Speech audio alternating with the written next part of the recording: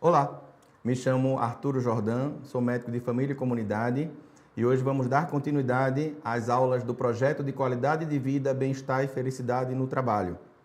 Hoje vamos tratar um pouquinho sobre dor, a multidimensionalidade da dor.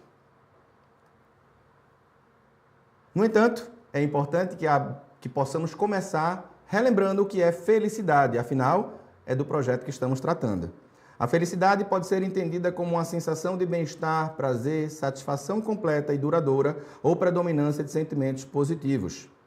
Os indicadores de felicidade refletem desejos, estado psicológico, além de complementar os indicadores econômicos da qualidade de vida. Então, nas outras aulas, a gente trazia esse conceito e lembrava que ter um completo estado de bem-estar talvez não seja possível. A gente fazia até uma correlação com o conceito de saúde e a gente via que talvez fosse mais interessante a gente compreender como uma predominância dos sentimentos positivos em relação aos negativos, visto que isso já vai influenciar a saúde, como também a qualidade de vida, como também a felicidade. E o que é dor? Dor é uma experiência sensorial e emocional desagradável, associada a um dano real ou potencial dos tecidos. Esse conceito é interessante porque ele vem tirar um aspecto de um conceito anterior que trazia que para ter dor tinha que ter lesão, tinha que ter ferida. E aqui ele traz que não necessariamente tem uma ferida, tem uma lesão visível, mas um potencial dano ao tecido. Esse conceito amplia um pouco o conceito anterior, no entanto, ele ainda não vai tratar de alguns aspectos. Ele fala ainda mais relacionado ao aspecto da dor física. Vamos começar por ela. A dor física, então, ela precisa ter um estímulo. Esse estímulo pode ser, por exemplo, uma pancada na mão, pisar num prego, uma queimadura. E esse estímulo, ele adentra no nosso organismo, é transformado esse estímulo num processo neural, num processo elétrico, que vai adentrar aos neurônios, e que são as células que transmitem essas informações, e vão ser transmitidos daquele local da mão até o cérebro, como a gente pode ver na figura.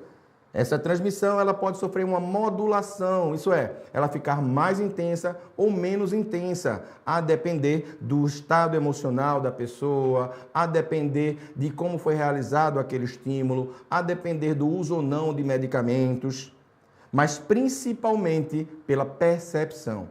A percepção é quando, de fato, ele chega no sistema nervoso central, no cérebro propriamente dito. A pessoa entende, compreende aquela sensação. Aquele estímulo se transforma aí, de fato, num estímulo doloroso.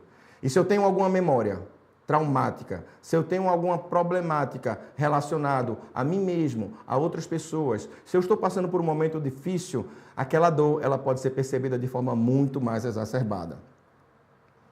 Ela pode ser classificada, a dor física, em nociceptiva, neuropática, mista e psicogênica. Na dor somática, ela é uma dor bem localizada, é aquela dor que normalmente a gente sente quando leva uma pancada, uma topada, a gente sabe onde está doendo, a gente coloca a mão, o médico pergunta onde dói, você coloca a mão exatamente onde dói, essa é a dor somática. A dor visceral é aquela dor que acontece mais mais nos órgãos, então é aquela dor que você diz, onde é que dói? Ah, na barriga toda. Ah, onde é que dói? Eu não sei dizer direito, é por aqui, é por ali. Então, essa é uma dor visceral, ela não é bem localizada. Um exemplo dela poderia ser, por exemplo, a dor de um apendicite no seu estágio inicial, a dor de uma colecistite, que é a pedra na vesícula no seu estado inicial. Já no neuropático, ela tem uma característica um pouco diferente. É uma dor causada por uma lesão ou disfunção do sistema nervoso somatosensitivo. Isso é, ela pode ter uma problemática, uma lesão ou uma disfunção a nível periférico, por exemplo, nos membros, na pele, ou como uma neuropatia diabética. Quem tem diabetes sabe que sente formigamentos, dormências, né? Uma falta de força. Isso acontece pela dor neuropática periférica. Pessoas que têm também alguma hérnia de disco, que vai ter, de repente, uma ciatalgia, uma lombociatalgia, ela se estende também pelo nervo, dando uma dormência, uma dor não só nas costas, mas uma dormência e uma agonia na perna afetada. Mas essa dor neuropática pode ser também por uma disfunção no próprio sistema nervoso central, no cérebro. Um AVC, um acidente vascular, um derrame. E a dor psicogênica? A dor psicogênica é uma dor que a gente sente no físico. É como se tivesse realmente uma ferida no braço, no pescoço, na barriga, mas não tem nenhuma lesão. Não tem nenhum impacto, não tem nenhuma ferida. É uma dor que tem uma base muito psicológica, mas é diferente da dor psicológica que a gente vai abordar mais adiante. Aliás, que vamos abordar na segunda aula. Fica aí o spoiler para que vocês fiquem na aula 2 também. E as características principais desse tipo de dor psicogênica é que ela não segue um padrão previsível. Ela pode piorar ou melhorar com o estado emocional. Afeta costas, pescoços, abdômen e membros. Sabe aquela dor no pescoço que a gente sente e não sabe de onde vem? A dor do peso do mundo, né? A dor nas costas que parece que a gente está carregando o problema de todo mundo além dos nossos. Talvez seja um reflexo para a gente pensar. Será que, de fato, eu dou conta do problema dos outros, da dor dos outros? Será que a minha já não me basta? É uma reflexão que precisamos ter. Isso não deve nos isentar de ter cuidado com o outro, mas trazer a dor do outro para você talvez não seja uma boa ideia. E pensando na dor, a gente tem que pensar também na integralidade, porque hoje em dia se sabe cada vez mais, inclusive o próprio conceito de saúde, ele é um conceito que vem de holos, solos, holístico. O próprio conceito de saúde nos traz uma integralidade. E da mesma forma, da dor, a gente precisa ver o ser humano de forma integral, com todos os processos que retroalimentam a família, a comunidade, a sociedade, as políticas. Isso inspirou Engel a criar esse modelo biopsicossocial da dor, avaliando fatores biológicos, que a gente acabou de falar de alguns deles, fatores psicológicos, como pensamentos, emoções e comportamentos, e fatores sociais, como família, trabalho, cultura e religião. Tudo isso influenciando a percepção da dor, aumentando ou diminuindo essa percepção. E quanto menos dor, mais feliz. Em seguida, Cicely Saunders, ela cunhou esse termo um pouco diferente. Ela criou o termo dor total, que abarca a dor física, a dor emocional, a dor social e vejam que interessante. Mais uma vez adentrando aqui, como nas outras aulas, a dor espiritual. E são mensuráveis. Existem escalas que a gente pode mensurar, tanto a dor física, como a dor emocional, como a dor social, como a dor espiritual. São de fácil aplicação e qualquer profissional de saúde pode fazer. A comunidade em geral também tendo acesso a essas escalas. Só um cuidado que eu peço para terem, caso forem aplicar as escalas, é que peçam ajuda a um profissional de saúde, porque a nossa interpretação pode não estar adequada e, em particular, as possibilidades terapêuticas podem não ser as melhores. Então, busca sempre um profissional de saúde, caso vá fazer essa aferição dessas dores. E a dor total tem um aspecto físico, que é aquela experiência sensorial desagradável, que já tratamos. Tem a dor emocional ou psicológica, luto, tristeza, raiva e depressão. Então vejam que é um pouco diferente da dor psicogênica. Mas, de novo, eu vou adentrar nela na parte 2 dessa aula. Temos a dor social, que é o medo do abandono, das perdas econômicas e da perda do papel social. Isso é fundamental. Essa a gente vai falar um pouquinho mais ainda agora. E, finalmente, a dor espiritual, que é o sem perda do sentido e significado da vida e da esperança. E, finalmente, o que é essa dor social?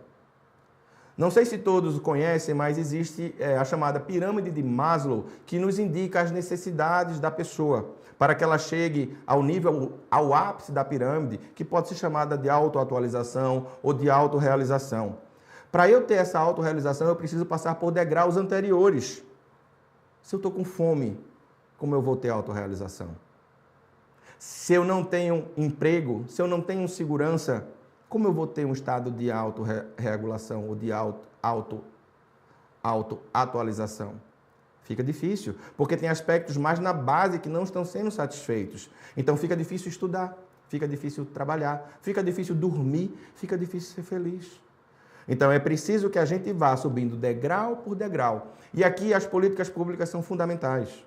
Porque uma política pública que não é inclusiva, uma política pública que menospreza ou despreza determinados membros dessa sociedade, ela é extremamente danosa, porque ela discrimina, ela cria estratos, fazendo com que determinada parte da população seja beneficiada e outra não. Então, cabe a nós, gestores, governantes, políticos, tentar adentrar fortemente nesse processo que vai, inclusive, como falamos anteriormente, combater dor. melhorar a felicidade, melhorar o bem-estar e, consequentemente, melhorar a produção, produtividade, de forma coerente, de forma com uma boa qualidade de vida, de forma feliz. E essa dor social, ela é definida por ser gerada por uma rejeição, exclusão ou perda interpessoal. A gente acabou de falar. Então a gente vê, por exemplo, racismo, injúria racial, discriminação do público LGBTQIA+, a mulher discriminada, a pobreza, a pessoa em situação de rua. Quanto mais a gente leva a esse desprezo, isso vai causando um isolamento, a criação ou manutenção de um extrato social danoso. E isso dói. Pergunte para qualquer uma dessas pessoas. Isso dói.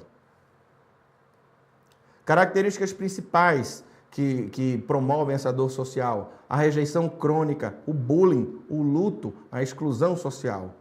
E aí leva a risco de depressão, ansiedade, insônia e abuso de substâncias. Percebam que tudo isso está intrinsecamente ligado a fatores sociais e que isso vai afetar outros aspectos da dor, como dor mental, vai afetar outros aspectos da dor, como dor física, vai afetar outros aspectos da dor, como dor espiritual.